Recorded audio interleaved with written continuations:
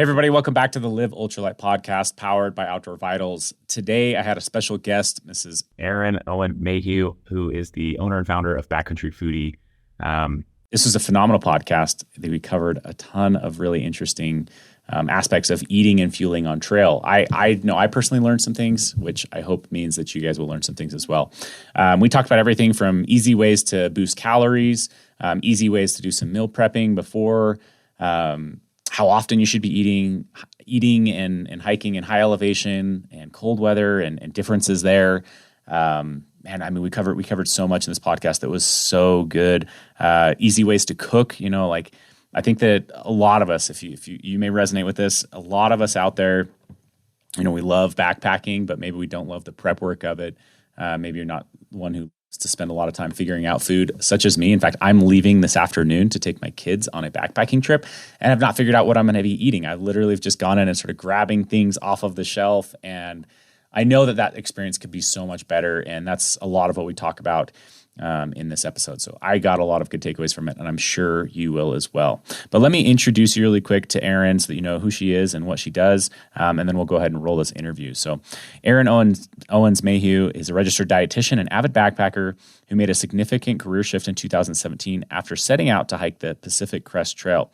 Motivated by her journey, she recognized the need for specialized nutrition in a world of backpacking. This realization led her to establish Backcountry Foodie, a business focused on providing backpackers with nutritious meal plans. Erin definitely had some obstacles to overcome where she knew that most people going out on thru hikes were planning on losing 10, 20, 30 pounds.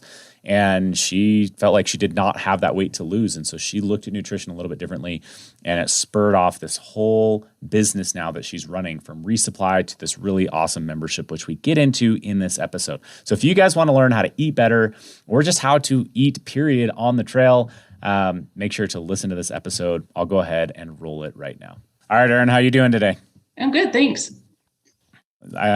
You mentioned already off air here, but you've got a pretty slick looking uniform on there. Yeah, this is my new uniform. This is my chef's coat. Like I was telling you before, actually, I just replaced my hairnet with a ball cap. So no, I started a resupply business for thru hikers this season. So I've been really busy in the kitchen making meals. So I've got a couple orders going out to Wrightwood and Agua Dulce this week, or actually tomorrow. Yeah, when we were just scheduling this up, it sounded like your schedule is insane right now. Walk me through how many people are you resupplying and how does that work? Actually, I'm only resupplying 16 people. So there's actually 8 hikers, considering how many thousands of hikers are out there. I'm helping 16, 8 regularly order every single week. So the others kind of order sporadically based on if there's absolutely nothing there, then I send a box. Others have, one has celiac, one has another peanut allergy, all those kinds of things. So they actually need boxes every single week. And on a busy day, I'm making 100 meals. So I underestimated how much work it's going to be. So I'm actually hiring a business manager for the membership side of things so I can focus on this 100% of the time, because it's turning into something massive that I really enjoy doing, especially being a dietitian. I prefer to be in the kitchen than behind my computer. So it's something that's growing a lot faster than I thought it would. Yeah, that's actually super interesting. So you're saying you've got 8 every week, and then let's say half of the other ones are ordering every week. So you're only making meals for 12 people, right? Essentially, right.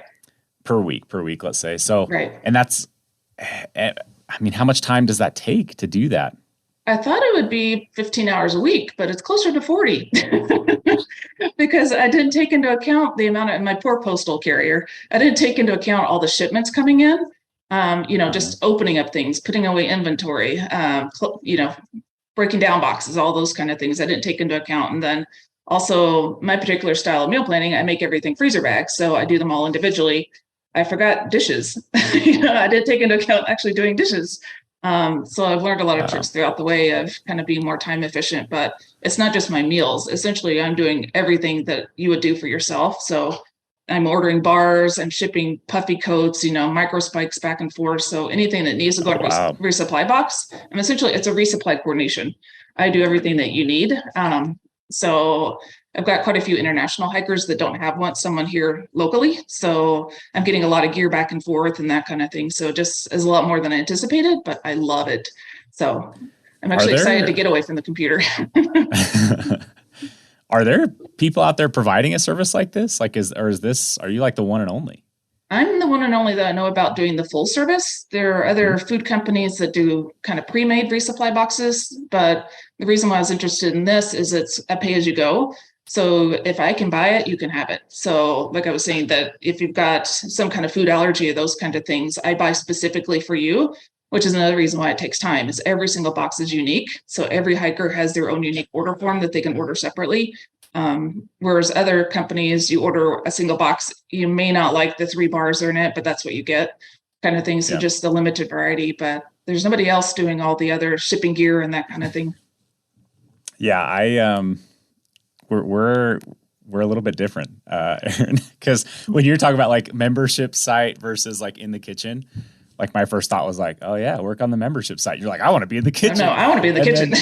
And then you're like talking about like all this coordination, and like that is probably my biggest obstacle when it comes to just trips in general, is like getting into the nitty gritty of the details. I don't like getting into the nitty gritty. I get overwhelmed, and timing of supply box. Like I don't even have a through hike on my radar right now that would need resupplies. And that already is like, that's, I don't know if I could handle like resupply boxes and trying to time resupply.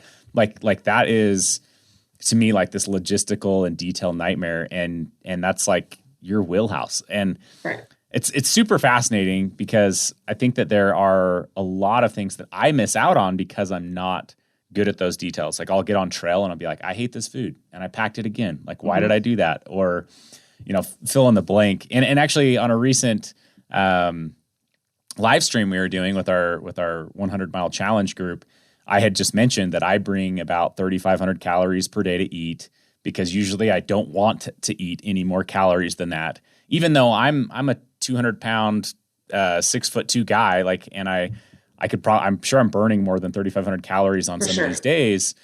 But it's just like, I just don't want to eat it. And also the weight of my food gets too high, and you're like, oh, you could do better than that. You could be in the, this is my specialty. This is what I'm good at. Yeah. So I want to be the guinea pig here, and I hope everyone else learns from this.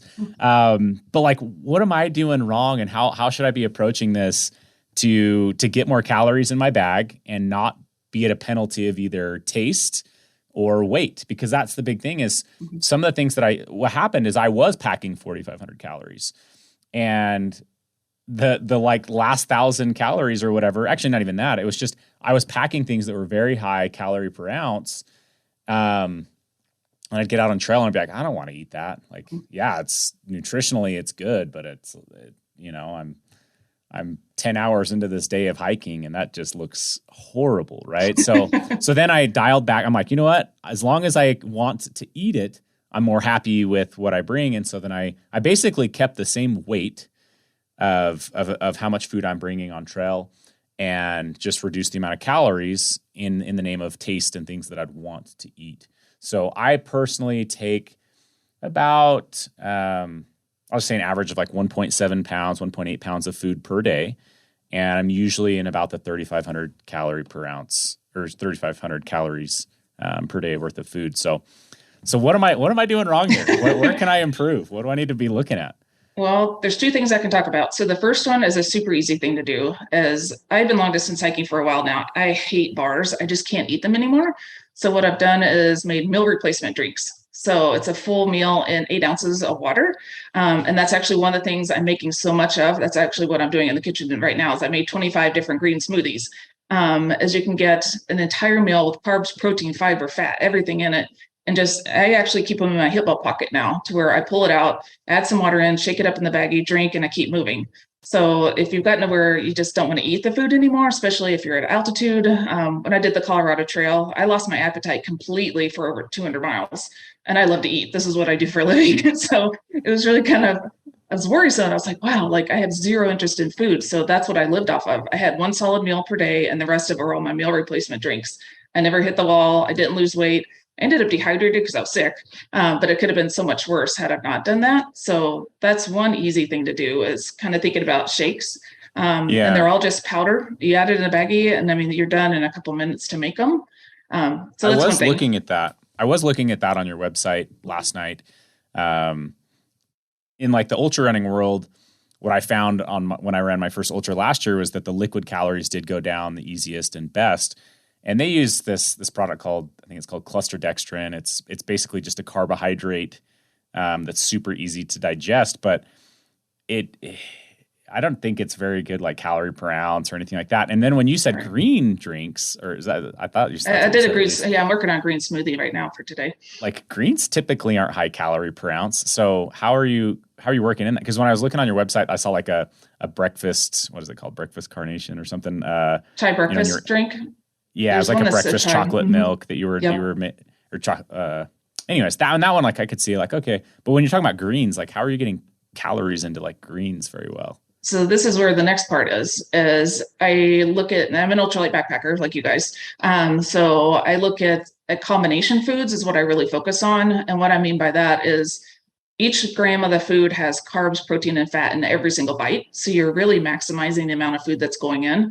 So that's where I've developed what I call ultralight meal planning. I made it up. But essentially that's ultralight meal planning. So essentially what it is by maximizing every single bite, you ultimately carry lower volume of food because it's more calorically dense. You carry lower weight because it's calorically dense, but you're also getting your carbs and your protein, all you think for recovery and, keeping your glycogen stores up, all those things. So that's where, like you're saying, your 3,500 calories, you might be doing high calorie dense foods, but you may be missing out on the carbs and the protein you need, that kind of thing. So it's more than just calorically dense things, especially some of those are really oily and they just don't taste very good. So that's one of the things I really focus on too, is taking what I eat normally at home and turning that into backpacking food. Instead of going from eating normal food to now you're eating this food you would never ever eat at home, because you're like, well, I know the traditional hiker foods are like Pop-Tarts, honey buns, that kind of stuff. So sure, they might be calorically dense, but they're not going to do what they need to traditionally or nutritionally rather. Yeah. So that's what I call is the combination foods. So something like one of my examples is kind of like a typical hiker lunch, tuna, a tortilla, cheese stick, or something like that, and making a wrap out of it. So your tuna is primarily your protein. There's no fat, no carbs. So now to get those, you have to have the tortilla. And then to get some fat, maybe you have some cheese or mayo packet or that kind of thing. So those you have to eat separately. But if you eat something like a hummus, it has carbs, protein, and fat all together. So I actually did some math. I teach a ultralight meal planning class. And if you were to do tuna for 5 days in a row, hummus for 5 days in a row, you actually save the weight of a beer can just because it's so much lower volume, because hummus has all those in it. It's calorically dense and nutritionally dense that I was shocked by. I was like, oh my gosh, like this really makes a big difference. So that's where, going back to my green smoothie, as I use just enough of the greens, the spinach and the mint, to give it flavor. But the majority of the calories are coming from the whole milk powder, chia seeds, which are carbs, protein, and fat. I've got some bananas in there and some pineapple to kind of give it a punch, but those are just enough to give flavor. They're not really where the nutrition is coming from. So that's how I'm able to do it. Okay. So two things. When I have gone into, these hikes where we're doing 20 to 25 miles a day at altitude, one of the things that I start to crave is mayonnaise. Like, really? That's unusual. Yeah. So like, and the first time, like I definitely was experiencing some elevation sickness, and so I like wasn't eating at all, there's like almost nothing I could eat. I got off the mountain. The only thing I wanted was like a Subway sandwich with like extra mayonnaise on it. I don't know why. and then I was like, okay, there's something to this. So I started to bring mayonnaise packets and like a wrap, like a tortilla, some kind of meat in it, some cheese, and mayonnaise is like heaven on earth for me for some reason. But I think what it kind of comes back to is maybe what I'm experiencing is just this deficit of having anything with fats in it or something. I don't know. Maybe I just need more calories, period. And my body knows that's a great way to get calories. I'm not totally sure. But I crave it. You might just be craving calories, and that's where you're getting calories from. Just, yeah. Because like I'll have calories, but it's like I don't want sugar. It's like I don't want carbs and sugar. The last trip that we did where I was really, I had not done enough meal planning, and I just went down and I have like a ton of food, like bars essentially, and sugary stuff in my closet that I've been using for ultra running and training all summer. And so I just started grabbing and going. And when I got out on trail, I was like, I don't want any more gummies, and I don't want another honey stinger waffle, and I don't want another bar. But like some of these other things I was really craving. And so I think that speaks to what you're saying with trying to match what you eat at home. Like I'm not eating a bar or gummies all day long at home. But you brought up another food that I'm interested in that's like, because I think there's things that people try to boost calories with, right? There's like olive oil that people just add to everything, right? Like that's like the default, right? Like throw olive oil. It's not necessary. Yeah, but powdered milk. It seems like powdered milk is kind of a staple in quite a few of your recipes. What's the benefit there? I mean, why should people be looking at that as a supplemental piece to their diet? The reason why I use it so much is that it's like my ultimate combination food. As you get carbs, protein, fat, you actually get a lot of electrolytes. You'd be surprised how much sodium is in milk powder. You also get some potassium in there. So it just has all those things in it, and actually tastes good too. So you can use it in a lot of things just to kind of, here's the dietitian, getting like a creamy texture to things, or use it as a thickener so you can sneak it into things without having like, a significant change in the flavor. So that's why I use it a lot. And soy milk for the vegan people, you could use soy milk powder or almond milk powder too. Unfortunately, they're not as calorically dense, but they also give you the protein and those kind of things. So that's an alternative, but that's the reason why it's one of those combination foods that I love. Is there certain milk powder that's better than others? And like, are you biased towards anything? I just like the Nido, the Nestle, the big yellow can. I just like the flavor of it. It's easy to obtain. It's inexpensive. There's another brand. Is it Peak? I want to say, I can't remember the other brand. There's another brand that might be organic that people really love, but I go through so much of it that it's easy for me to run to the grocery store, pick it up off the shelf and use it that way. But if you don't need the calories, you can use the non-fat milk powder and still, again, get the carbs, protein, but you're just not going to get the high calories as the whole milk powder. Is there any other like types of food like this that could be supplemented or added into things that are just super helpful like that? I like to use nuts. I grind up, again, with my smoothies, I grind up nuts in my coffee grinder, and you never know they're in there. And again, you're getting carbs, protein, and fat. So I usually use a tablespoon, maybe even a quarter cup of nuts and powder them. So that's another way of sneaking it in to where you're not like having to chew on nuts, because I love nuts at home, but when I'm on trail, I can't stand them. So I don't know what it is about them, but I just can't eat them. So that's another way to add them in. I think I get fatigued with nuts. Like it's like I'll start eating them and it's good. Like I experienced this with trail mix where it was like, okay, a little bit of trail mix is awesome. And it's so calorically dense that I'm going to just double the amount of trail mix. And I got out on trail and I'm like, blech. I was like actually shocked. I was like, I can't finish this trail mix today. And then the next day came and I was like, I can't finish it again. Like, what's going on? I've never had a problem with that. But I get very fatigued of eating nuts, I think, and especially if I'm eating them like in one meal. Mm-hmm. So I think like what you're saying, like you're probably breaking that up into a lot of meals throughout the day too, right? Right. That's what I was going to say. I use them in my smoothie, but I also sneak them into oatmeal. I sneak them into couscous meals. I sneak them and I chop them up super fine. So you don't actually really notice that they're in there, but they're giving you the nutrition. So I use them all over the place. I don't necessarily always use macadamia nuts, even though they're the most calorically dense. But I use a ton of pecans and almonds and walnuts. Again, it gives you flavor, a little texture, because everybody gets tired of couscous too. Even though it's so easy, hiker friendly, but that's just another way to boost the meal by adding in a few nuts. Yeah. So we've got oil, milk, nuts, anything else to consider like that? I love chia seeds. So those, not everybody likes the texture of them. So I've actually started grinding those. My coffee grinder gets so much use. I'm going to have to get an industrial one because right now each drink I have to do individually in my little coffee grinder and it's not working. It's not efficient with the volume that I'm making. But I'll grind those up too. And it just almost is like a thickener for drinks or oatmeals and those things. So if you don't like the gooiness of a chia, then you can do that and you won't even know they're in there. Okay. Yeah, those are some really good options that I do need to start. Quinoa is my other one. That's my other go-to. Is I never use white rice, instant rice. I feel like it's just like zero nutrition in it.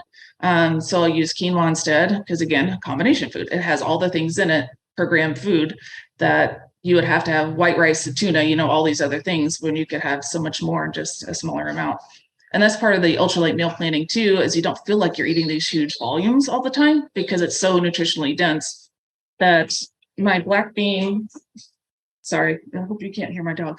My black bean dip is only half a cup a dip, but you'd have to eat, I did a comparison to the entire Backpacker's Pantry chana masala to get the same amount of nutrition as to what the black bean dip is that I do. So with a lot of the food processing and stuff you're doing at home, are you really like reducing the footprint of the amount of space and things like that? Right. I mean, it sounds like you're really condensing everything down by the processing you're doing in the kitchen. Right. And I can easily get in 5 to 7 days into like the regular beer bag, into one of the, I forget what they're called. I had bought it so long ago. But I can easily get that many days. Whereas if you're maybe doing what you're doing, how many days of food can you usually get in like a beer bag? 3, 4, maybe? For the most part, I've avoided beer bags. Oh. But yeah, I don't know. Probably more like 3 would be my guess. Like I definitely am not making a big conscious effort of like compacting everything down, because that's kind of like the thing. As you're saying that, I'm like, well, would I ever feel full? Would I like? Because yeah, that's so nutritionally dense. Yeah, right. Like as Americans, like a lot of things we eat is just to gain a sensation of getting full, right? Like a lot of the carbs we eat has a lot to do with that, right? So I'd be almost a little concerned if all of my food could be this condensed. Like, am I going to feel hungry on the days? Or you'd be surprised because fat's so satiating that you're going to feel full. So, and the other part is slow down. So if we actually slowed down and took our time to eat, then you're going to get full faster. You're going to feel more full. But what I was going to say about the beer can, actually, one of my hikers, I did a test because I was making it. She's in the Sierra, or she's out now. But she's like, Aaron, I've got to get 7 days in my beer can, like help me out. So I did a test here, and sure enough, I was able to I crammed it in, but I was able to get 7 days worth of food in her beer can. So it worked out really well. Yeah. That's super, super impressive. You mentioned that you make these smoothies, right? And that's a great way to get calories and whatnot. But you said you put them in your hip pocket. What do you mean by that? Like, how are you mixing those? How are you doing that? I thought I had a baggie here that I use. I actually use compostable baggies because I've used so many plastic baggies that environmentally it bothers me. But my compostable baggies are almost like a paper sack, so they're rigid. So I just put them in there. They're zipper topped and they're small enough to where they actually will fit in my hip belt pocket. So I just literally pull it out especially if I'm getting ready to do a climb and it's not quite time for lunch, or it's 3:00 in the afternoon. It's really not time for dinner. That kind of things when I'll pop one, I guess you could say. So I'll pull it out, and I keep my water bottles on the outside of my pack. So then I just literally dump it in while I'm still walking, zip it up, shake. Then I also keep a little smell-proof Ziploc baggie that I put my trash in my hip belt pocket. So then I just put it in there and I keep going. How are you drinking out of a Ziploc? Do you bite a hole in the corner, or no? I just open it up, just drink it down, up and funnel it in. Yeah. Okay. Yeah, no, that's super interesting. I'll have to look for those baggies. Those sound pretty interesting too. Well, and being an ultralight backpacker, I don't like carrying extra cups or water bottles and those things, and I don't like doing dishes. So that's the other reason why I just drink right out of the baggie. Mm-hmm. Yeah. Well, I mean, on that note, how much of the time are you cooking in like a pot that you'd have to wash after versus like for me, I'm fairly lucky in the sense that I eat a lot of like for every meal that I'm cooking with my pot, I'm just heating up water. Like I'm just making a peak refuel meal or something like that. So when I see people that are like actually cooking in their pot a lot, I'm like, I don't know how much I want to do that. So I never do. I'm curious how much of the time you're saying never. Never. Again, I'm a lazy hiker. I don't like doing dishes. So it's all freezer bag cooking. And I've gotten to where I either no cook or cold soak a lot of things. So I may use my pot just to heat up some water once a day, for dinner time, or if I really want something warm in the morning. But that's the other thing, being a lazy hiker, is I don't like to sit and boil things for 20 minutes, and cook a pasta and that kind of thing. That my meals are specifically designed just to need warm water. It doesn't even have to be boiling.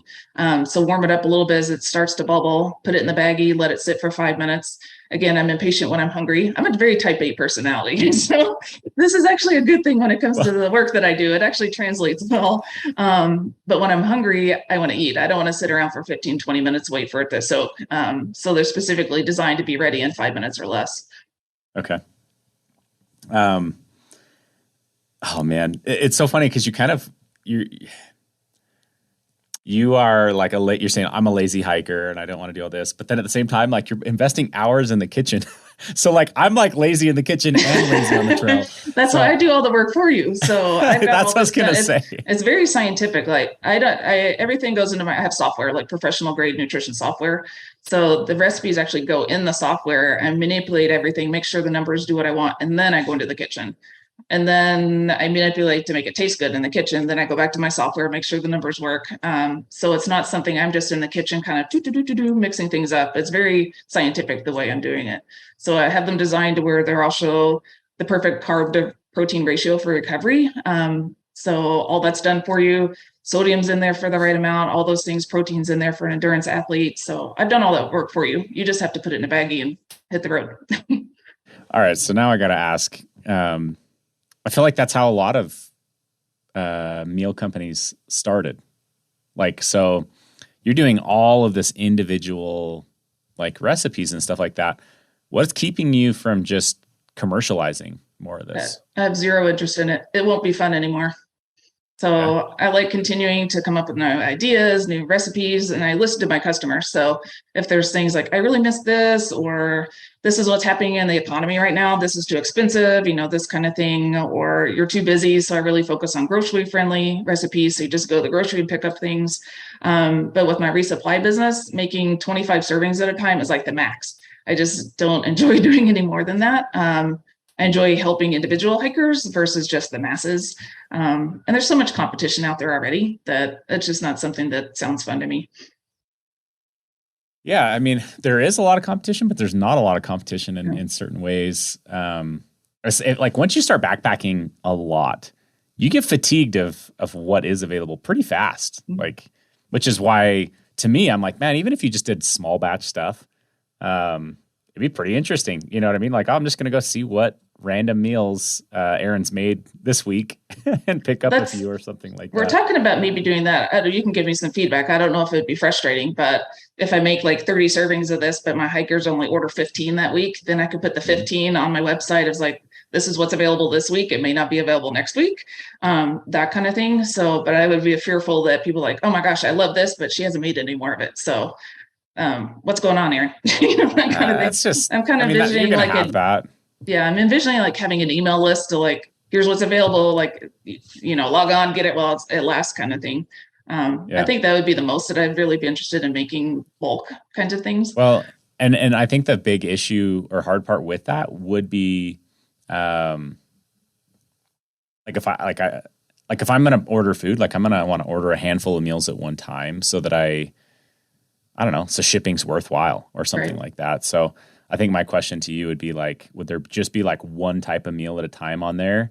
Because if there is, then that might be a little bit less attractive, but maybe we need to talk off air and maybe you just ship us the 15 meals and then we just put them for our members and they can order them with their other stuff that they're ordering from us, and kind of batch everything together. Then it's simple for you, right? But what I'm envisioning is that whatever I'm making that week, because the hikers, as soon as I make extras, then they change their mind and then want something else because they're like, I've already eaten 3 of these. I want to do something else this week. So what I'm kind of envisioning is like, I make it, then whatever's left over, then put that online. So it'll probably change every single week because what I'm making, I'm offering 60 recipes. That probably was a mistake. So, because there's so much variety in it, but everybody seems to be happy. This person in me is just cringing. I'm just cringing. But I love it. I love how creative you're being, and it's such a unique offering. Like I wouldn't say ever to change, but it's wild what you're doing. Like the goal would just be don't burn yourself out, right? Because that's why I'm hiring help. So I'm actually right now it's just a cottage food permit. So I'm actually applying for a commercial food license so I can hire help. And I'm going to be moving into a commercial kitchen so I can increase the volume, help more hikers and that kind of thing. But that'll take it away from me. If I hire 3 food helpers, then they'd actually be making all the food and I could do all the coordination is what I really enjoy. So that way we would probably be able to have a lot more extra leftovers kind of thing, just because other people are making the food for me. Yeah. We'll have to talk. Cause if there's like any shelf life to that could be just kind of a cool little one-off way to do things, but, and make it a little bit easier for you. So you're not having to coordinate one-off meals or, I don't know. You probably get sick of, I made 10 extra of these, so now I'm going to eat 10 extra of these this week. Like, I've never made so many smoothies in my life. I wasn't expecting that at all. It was like, I mean, I actually just counted up the volume. And since March, the middle of March, I've made 1,100 meals myself. And we're only in June. So, or actually beginning of June. So I'm kind of curious to see how many meals I end up making by the end of the season. So like you've made so many smoothies. What is it about specifically a smoothie? Let's just kind of pick on that for just a second. It seems like that seems to be something that you kind of keep referencing, going back to. Seems like a great way to, as you say, sneak in calories. Like, is that kind of some of the lowest hanging fruit you see for people, an opportunity to increase their on-trail nutrition and caloric intake? That's why they're loving them, because they're just like, I can't eat another bar, or I'm sick in my stomach, kind of a typical thru hiker thing. Until you really get in the groove, then a lot of people will lose their appetite at the beginning. So it's an easy way. You're drinking water anyway, so why not throw some nutrition in it? So I've had hikers specifically say, Aaron, like, cancel my order, just send me your smoothies this week because I'm not feeling very good, but I know I'm going to hit the wall if I don't do something. It's kind of where they order 3 per day. So I'm just like, oh my gosh. Like, your hikers are drinking three smoothies per day. Yeah. And are they still eating meals? Like, are those taking over like snacks, or are those taking over meals? It depends on the hiker. Some of them, it's taking over their lunch because they want to keep moving. If they're pulling already 30-mile days, they're not wanting to stop for lunch. So they're using it as a lunch. Others are ordering snacks anymore. They're using those instead, and still ordering their solid food, I guess you could say, for meals. So it just really depends on the hiker, what they're using them for. And The other thing, for the reason why I was able to do this for my Sierra growl, is that they're powder. So in a bear can, they smush really well around things. So we did very little bars and those kinds of things because they're not as space efficient as a powder is. Yeah, you're adding the water and volumizing them on trail, so it's a win-win. Right. Yeah, that's super interesting. What do you think about this? Like, if I'm the kind of guy that I just don't have the time, running a company, have small kids at home, et cetera, to like do the preparation. Do you think that there would be benefit to me just getting powdered milk, ground up nuts, things like that, and just bringing them on trail and trying to sprinkle them in? Like, is that, I don't know. I'm just trying to apply this. I'm trying to think of how to apply this in a way that I know that I might actually do, versus be like, that's an amazing idea, and then just not execute. Well, one of the things I think about, I'm not sure where you live. Do you have an off season, or do you hike year round? No. So I live in southern Utah, so we can go to the desert. Like literally 45 minutes from the office, I can be at 3,000 feet in the desert, or I can be at 11,000 feet on a summit. So I have a lot of options like close to home, right? And then from there, we just pick and choose where we're going to go. So usually, though, I'm hiking at least somewhat year round. Year round. Okay. So I was thinking, when we lived in the Pacific Northwest, there's that off season to where it's just raining all the time and it's miserable, or you can't get to the mountains, is that I would prep volumes of stuff in the off season. Then that way it was already done. But again, the recipes, being type A impatient, is that they're designed to be super duper easy. I even have there's a filter, 4 ingredients or less.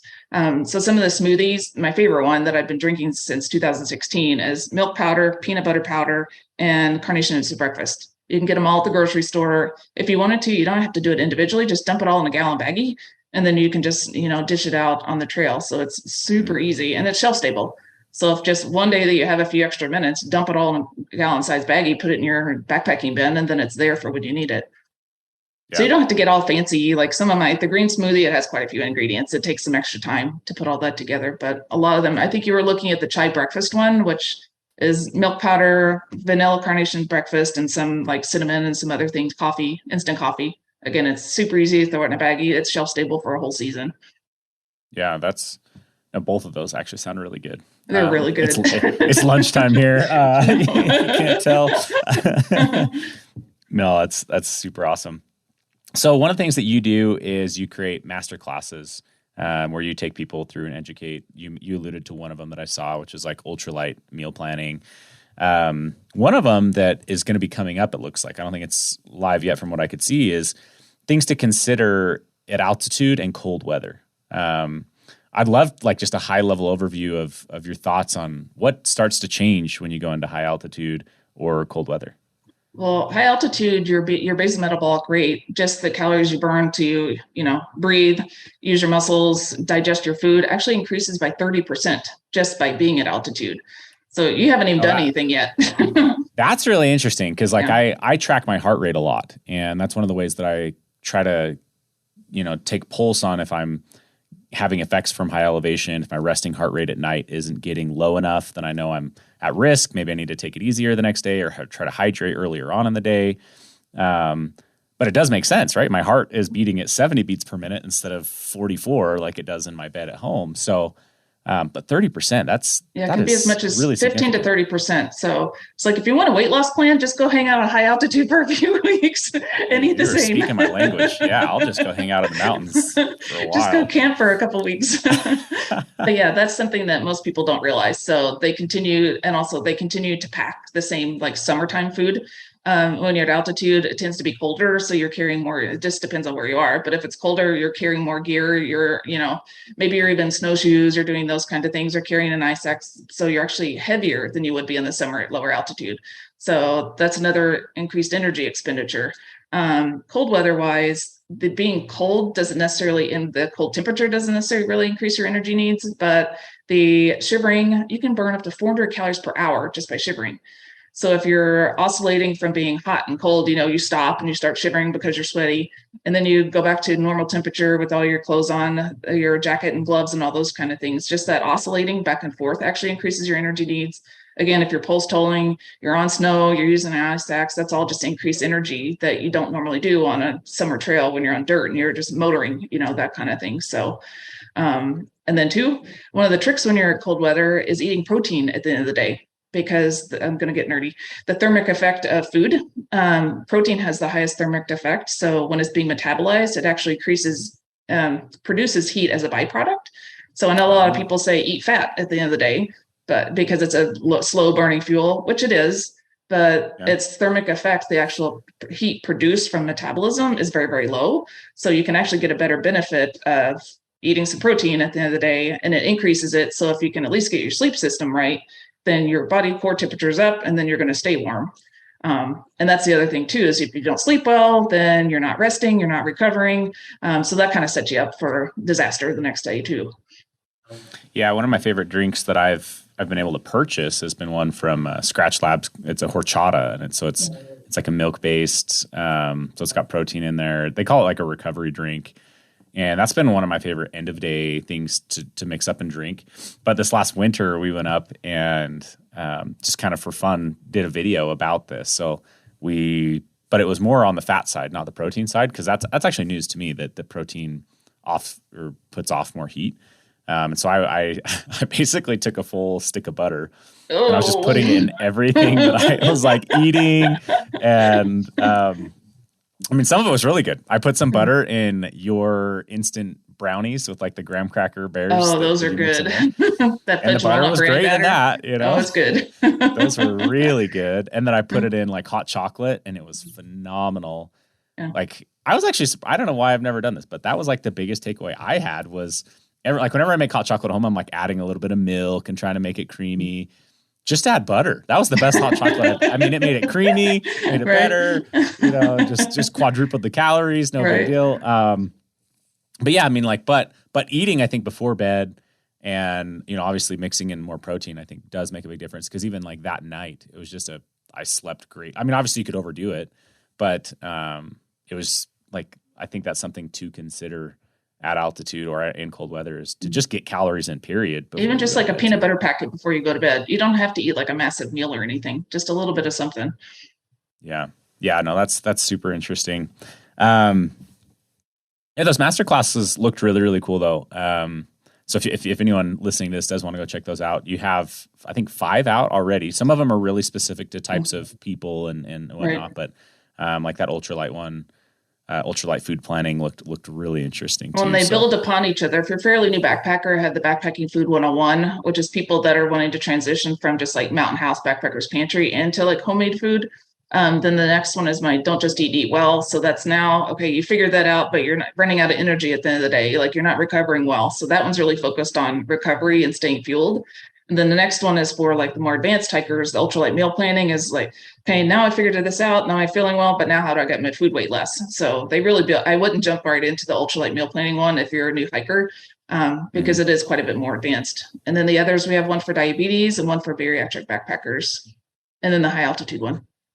Okay. So how do people go about figuring out how much food they should be carrying to begin with? Like I know that, there's all sorts of tech now that kind of enable that. Like my watch will give me an estimate of calories burned, and and they say it's a pretty hard estimate. It's not like crazy scientific, but I'm just curious if there's any high level rules that people should be paying attention to for how much food they should be considering, based on their size or anything like that.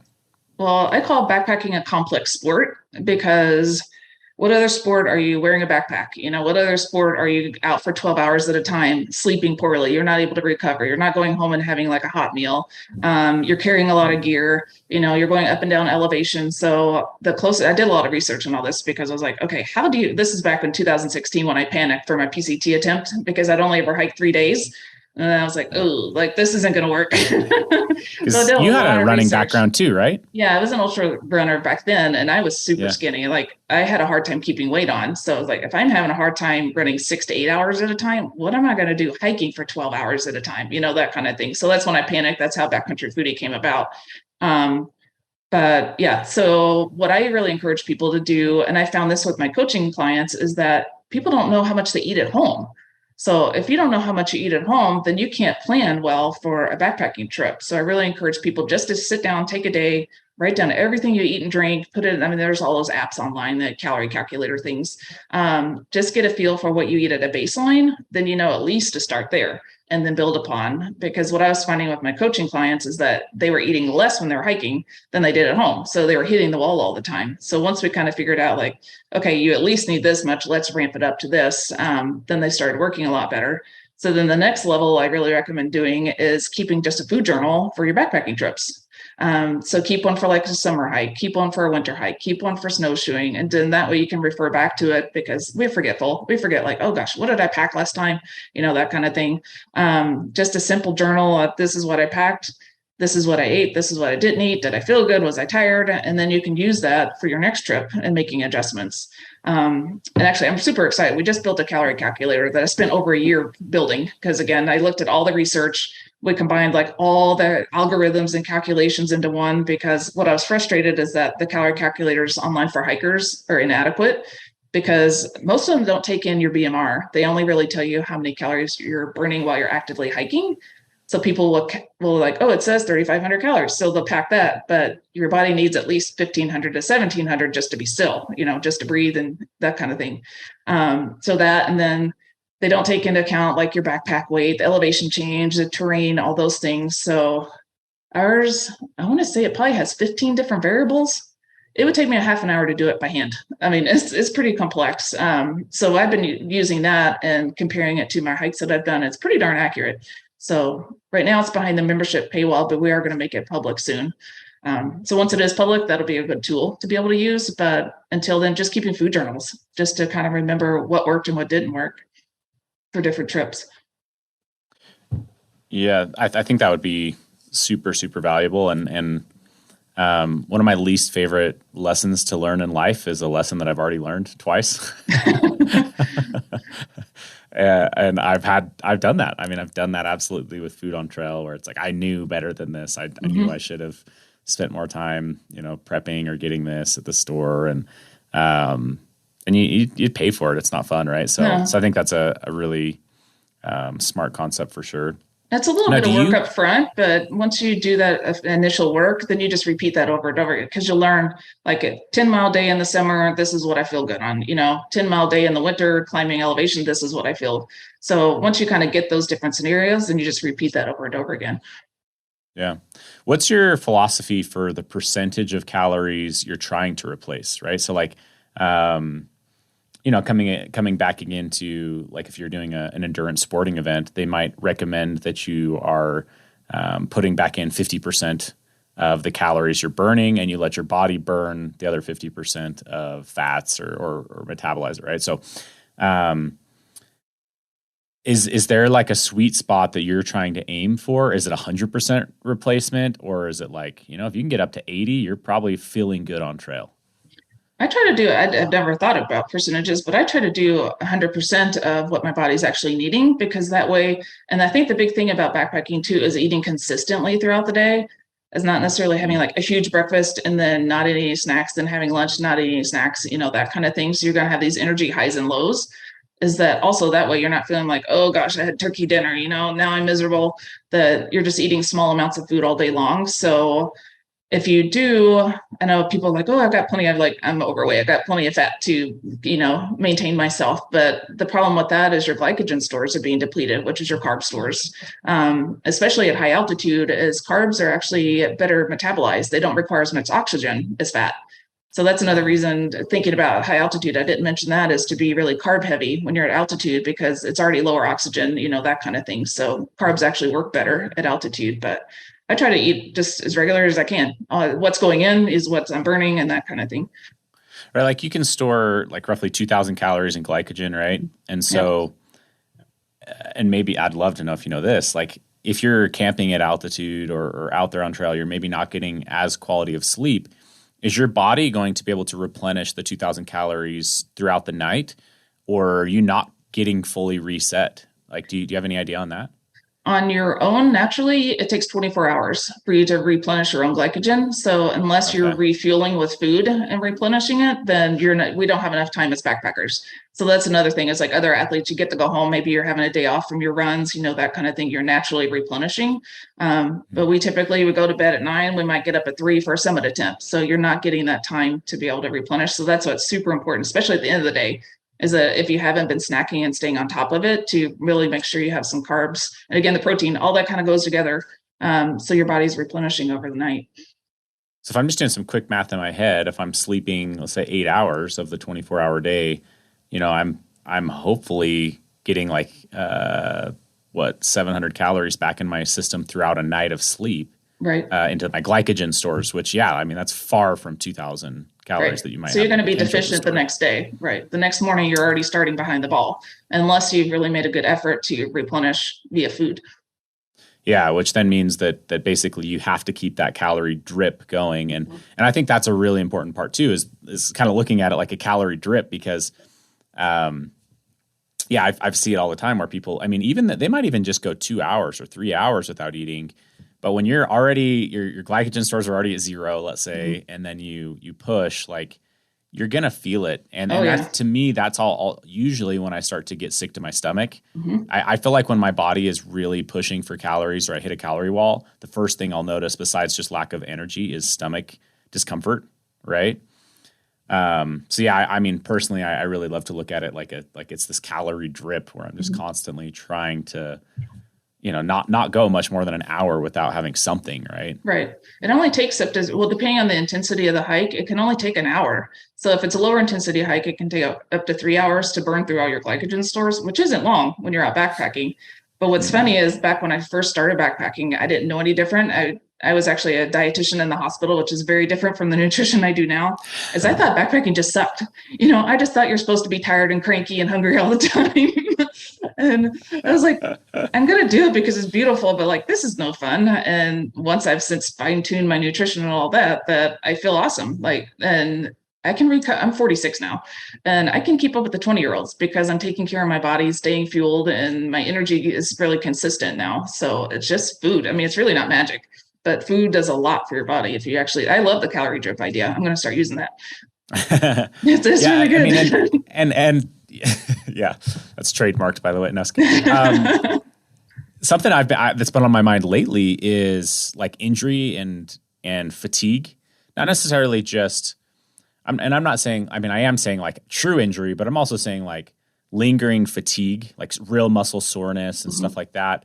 I've been noticing I've read a little bit about it, but I've personally been noticing when I undereat or I don't eat right after a big effort and kind of try to replenish those things faster, I mean, I feel severe fatigue, and sometimes it seems as if it can cause soreness, like for longer periods of time. Like I might be able to get like a hard reset in 24 hours, but if I'm not fueling right during the activity and I'm not fueling right after that activity, that soreness can last longer too. Do you have anything to say on that? Oh, absolutely. Topic? Well, and that's how I've learned that I'm hitting rock bottom is I get jello legs. Like my leg, when you're talking about injury, is I'm so fatigued that I've fallen a couple times because I'm just not fueling and my legs are getting weak and that kind of thing. So that's when I know like I need to stop and eat. And I'm guilty of it. It's like I can see the car, it's like over there, but then by the time I get to the car, then you drive another hour to go get lunch somewhere that you're just like falling further and further behind. So that's something I've noticed. When you feel that fatigue, immediately eat something before you get to that point. Because then again, you're just going to have to be catching up over and over and over again once you get into that cycle. Yeah. Yeah. I think it's really big. Like if you're going out there on multi-day efforts, fueling right on day one actually is going to affect you on day 5, like and at a pretty significant level, I think. And it's hard to catch up. It is. It's hard to catch up, but like I think there's an element of, well, especially at altitude, like a lot of times, especially at altitude, if you're pushing your limits too, like you're riding this razor's edge and you start to slide off of it, and without stopping or completely derailing your plans, it's dang near impossible to ever catch back up in those scenarios from my experience. So having that nailed and just hitting it right on from day 1 on is your absolute best chance to feel good on day 5 or to finish the trail at the time that you thought you were going to finish it. And, I think just the reason why people have a hard time eating enough when they're backpacking is it's so different from eating at home, is that we don't snack all the time. And at least typically I don't snack all the time. I'm not hungry in between. So it's like, I have to really shift my mind to, this isn't a typical eating pattern. This is specifically for performance. Like I need to fuel my body if I'm going to feel good. And 2, if I feel better, I'm not cranky. So I actually enjoy the hike a lot more. And my husband loves me more because I'm not cranky. So he's got where he's like, you need to eat. I've had people like big distance hikers say that they need to like train your gut. So like if you're eating 2 meals a day, like you're some crazy person who only eats 2 meals a day, like, and then you go out there and start eating constantly, that can be a big disruptor to your gut. Exactly. Have you That's one of the things I talk to my coaching clients about is instead of going from this way to the through hike is actually start transitioning into eating a little bit more and more frequently before you start your hike. Because then that way your gut on day 1's like, whoa, like, what are you doing to me? That kind of thing, especially increasing fat. Slowly start increasing the fat in your diet because you could actually, I mean, again, I'm a dietitian. I talk about poop. You can get really loose stools going from a relatively low fat diet, if that's what you practice at home, to a higher, more calorically dense diet on trail. And that's the last thing you want, is loose stools. Yeah. On trail. So especially if you're at altitude and snow and there aren't trees to hide behind. So how long ahead of time would you want to start increasing your fat consumption? Like a week? And even a week. A few days? Just start, I would think a week, just start transitioning into that. So, and people they're going to be like, oh my gosh, I'm going to gain weight. I'm like, you're not, you may gain a pound or 2, but you're going to burn it off so fast when you're hiking, that kind of thing. So I think training your gut before you go is just going to be more beneficial than going from one diet to the next. Yeah. No, I think that's super, super smart. I wanted to ask you really quick on your memberships. You talked about you have some classes, you do these meal planning boxes, but you've also got a membership that's really, really interesting. And I mean, from my side of things, what I thought was crazy interesting was that you can pick meals and then it will spit you out a go buy list essentially. Oh, the shopping list? That is my favorite part. but maybe give a high level overview of what your membership is and how it could help people.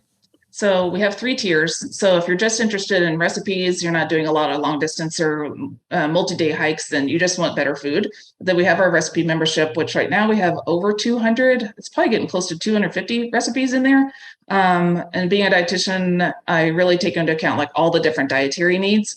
So, we've got the bariatric, low sugar, reflux friendly. I mean, we've got all these different dietary needs. And then also I use all my trips as experiments. So I've done entire trips of cold soak Then I've done entire trips of drinking things. So there's all those in there. It's all trail tested. So if I haven't taken it on trail, it's not in the system. I've made sure it all works.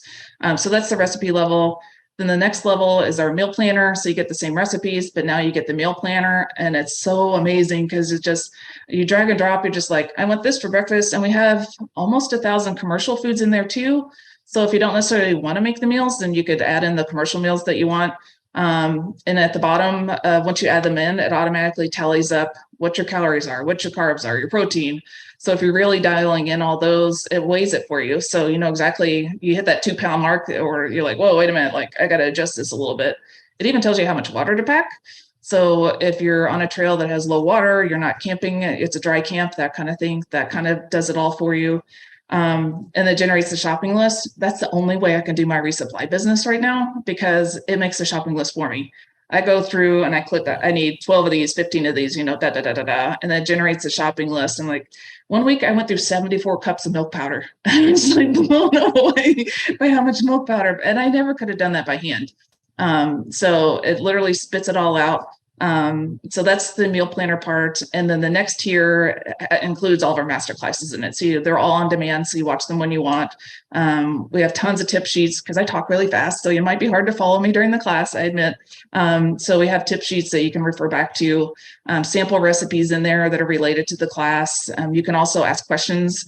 So even though it's on demand, you can still reach me or the other they're all dietitian taught classes.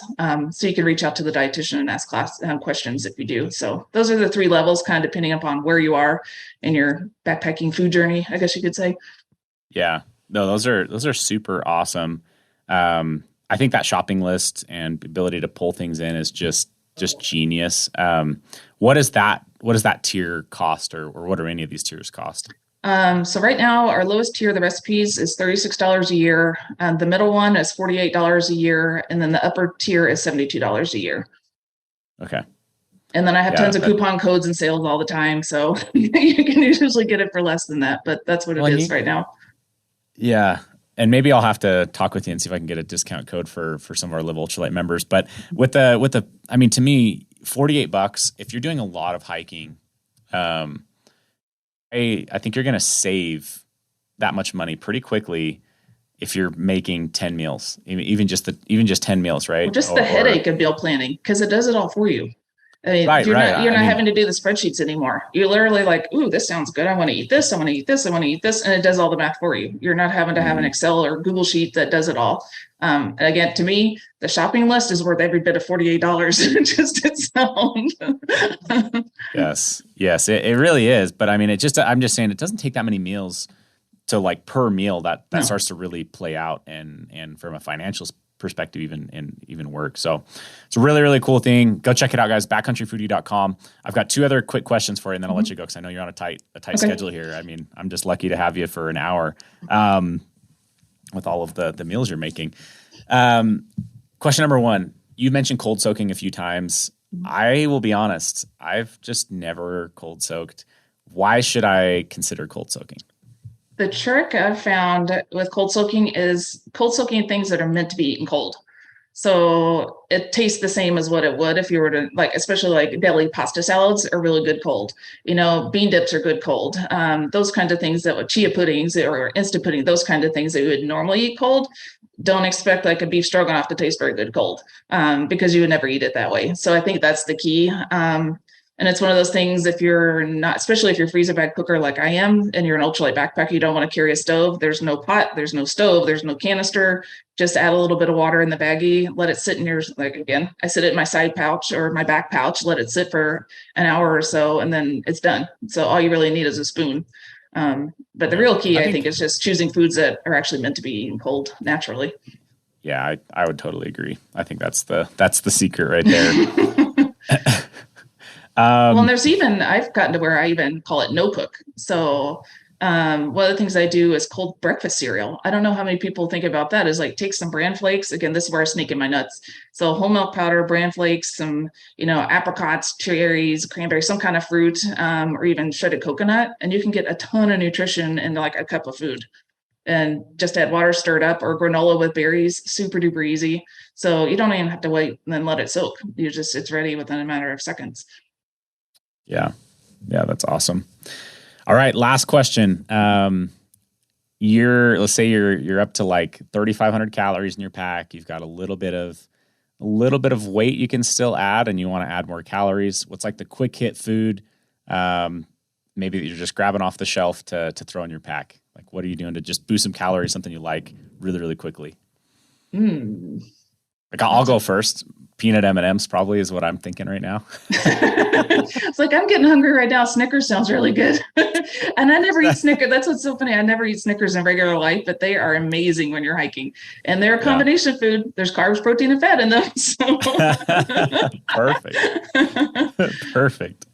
I think it depends on the hike, what I'm doing. If it's like a summertime hike, I want some things like, I really love instant pudding, like during summertime hikes. But then if it's a cold weather hike, like I would probably pack like a hot drink because that's something that just I crave. So I think it depends on the trip that I'm doing. Instant puddings. That's a pretty good idea as well. Well, I like that. Again, whole milk powder, instant pudding, throw in some shredded coconuts, some vanilla wafers or graham crackers. Don't just have, I know a lot of people just add water to the instant pudding, add in all these other extra things, and it just completely transforms it into actually a nutritious meal. Yeah, that's awesome. Well, I'm going to let you go. I really, really appreciate this, Erin. Sure. Your wealth of knowledge. I definitely learned some things here today. Okay. I'm re-inspired to. You could do it. You don't have to go hungry. Yes, I'm re-inspired to push my limits, get back up over 4,000 calories a day when I'm out there on some of these big efforts, and to just eat better. Maybe invest just a little bit more time at home in the kitchen and just be happier out there on the trail. So some really, really interesting things, really interesting statistics you shared as well. So I appreciate your time today. Sure. Thanks for having me. And just for all of you guys listening, again, backcountryfoodie.com, anywhere else that you want people to follow you or get in touch with you. So I'm also on Instagram and Facebook. I'm pretty active there. We used to make videos. We lived in a camper van for several years. So we actually used to make quite a few YouTube videos. I don't have time to do them anymore, unfortunately. So there's not a whole lot of new stuff there, but you can watch a few of my videos on YouTube. Yeah, you probably outgrew that camper van kitchen, I'd imagine. So I loved it. No. Well, for what I'm doing now with the resupply business, yes. But I love living on the road. My husband missed a hot shower. So that's kind of why we ended up moving out. But it was an amazing opportunity. Yeah, he's just not with the times. I mean, everyone cold soaks these days. Cold plunges every day. So he was doing what it was cool before it was cool. So awesome. Well, thanks so much, Erin. I really, really appreciate it. You're welcome. I hope you guys enjoyed that episode with Erin from Backcountry Foodie. I thought it was phenomenal. I definitely had some awesome takeaways from it. And Erin was kind enough after we hopped off the air to create a discount for all of our Live Ultralight members. So we're going to go ahead and get that inside of the Live Ultralight membership so that you guys can save 20% off of her membership, which is a big deal. And it's a membership that I think you guys will easily make your money back on. Again, just wanted to say thank you to Erin. I hope you guys learned a ton. If you guys did not know, we recently released this t-shirt that I'm sitting in right now. If you're watching this on YouTube, this is the Altitude long sleeve t-shirt. We have them in both a short and a long sleeve t-shirt. I've been wearing them extensively for the last year and some change, and they're phenomenal. You're going to absolutely love them. They're so dang featherweight light. It's my favorite gym shirt. It's my favorite running shirt, and especially my favorite trail shirt. So go check those out. They are a recent drop over on outdoorvitals.com. If you have not already left us a review, please do so. We'd really, really appreciate it. Make sure you guys are subscribed, and we'll catch you in a future episode of the Live Ultralight podcast.